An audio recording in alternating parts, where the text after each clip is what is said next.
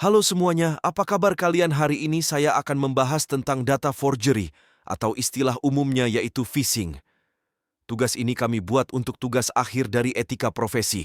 Perkenalkan kami dari kelompok 2, yang mana berikut anggota dari kelompok kami. Ebi Mardani dengan NPM 202043501209. Lalu Eza Putra Aldriansyah dengan NPM 202043502449. Farhan Shidik Suhardito dengan NPM 202043501175, Muhammad Fajar Prihanto dengan NPM 202043502453. Apa itu data forgery? Data forgery merupakan kejahatan dengan memalsukan data pada dokumen-dokumen penting yang tersimpan melalui internet, lalu membuat data tersebut seolah-olah terjadi salah ketik agar pelaku bisa mendapatkan keuntungan dari kesalahan dokumen tersebut. Berikut adalah beberapa contoh dari kasus data forgery yang terjadi di Indonesia. Om Swastiastu, Namo Buddhaya, salam kebajikan dan salam presisi. Yang kami hormati Direktur Siber Baris Krim Polri, yang kami hormati Wadir dan rekan-rekan penyidik, serta yang kami banggakan dan kami sayangi rekan-rekan media. Yang ini kita kembali bertemu dalam rangka preskon dari Direktorat Tindak Pidana Siber Baris Krim Polri terkait dengan kasus penipuan online ya. Yang di sini dijelaskan penipuan berkedok modifikasi Android paket kit atau APK dan link phishing.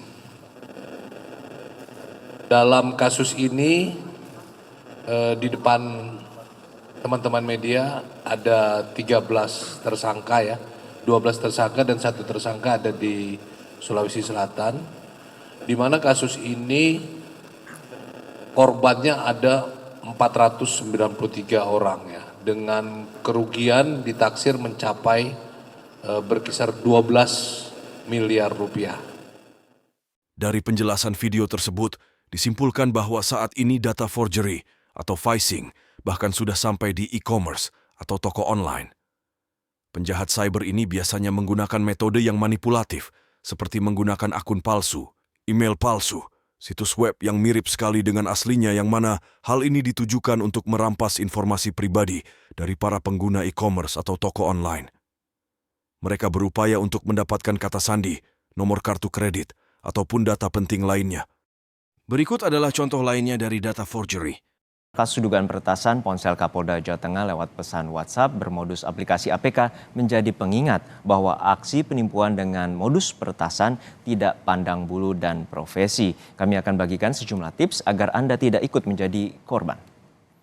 Hati-hati dengan maraknya modus penipuan file aplikasi APK ini. Jika Anda kepalang mengklik atau memasang aplikasi bodong ini, akun Anda di sejumlah aplikasi lain bisa terbajak, data pribadi hingga rekening bank Anda juga bisa diretas. Waspada jika Anda menerima pesan dari orang yang tidak dikenal atau yang Anda kenal tetapi mengirimkan sejumlah file dengan jenis APK. Teliti setiap file yang Anda terima dan jangan langsung diklik. Pasalnya, modus penipuan ini beragam, bisa berupa undangan pernikahan, foto paket, surat tilang, bukti transfer, hingga link lowongan pekerjaan. Jika Anda terlanjur mengklik file aplikasi bodong ini, maka Anda atau apa saja yang harus Anda lakukan. Yang pertama, jangan langsung mematikan ponsel, tapi segera matikan semua koneksi internet. Bisa dengan mengaktifkan mode pesawat atau mengklik pada ikon data seluler. Berikutnya, bersihkan data dari KC dari aplikasi bodong agar pelaku tidak bisa mengakses aplikasi perbankan maupun dompet digital dari jarak jauh. Lalu hapus atau uninstall aplikasi bodong itu. Bisa dengan memformat ulang ponsel dengan setelan pabrik dan segera ganti semua username, PIN, password, email pribadi dan aplikasi mobile banking. Kesimpulannya dari video-video di atas yaitu data forgery merupakan ancaman serius dalam dunia digital yang terus berkembang.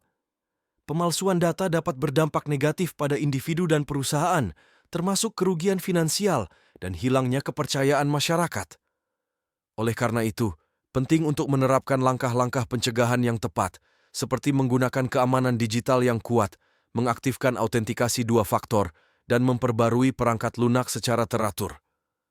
Dengan melakukan tindakan ini, kita dapat melindungi data kita dan mengurangi risiko menjadi korban pemalsuan data. Cara untuk mencegah terjadinya data forgery atau phishing, yaitu ada menggunakan keamanan digital yang kuat. Pastikan perangkat kamu dilengkapi dengan perangkat lunak keamanan yang terpercaya. Mengaktifkan autentikasi 2 faktor. Aktifkan autentikasi 2 faktor di akun-akun yang kamu miliki. Memperbarui perangkat lunak secara teratur. Pastikan kamu selalu memperbarui perangkat lunak sistem operasi, peramban web, dan aplikasi lainnya ke versi terbaru. Lalu berikut ini ada jenis-jenis data forgery, yaitu ada manipulasi data. Penipuan ini melibatkan pengubahan atau modifikasi data yang ada untuk memberikan informasi yang salah atau menyesatkan. Misalnya, mengubah angka-angka dalam laporan keuangan untuk menyembunyikan kerugian atau memperbesar keuntungan. Pemalsuan identitas.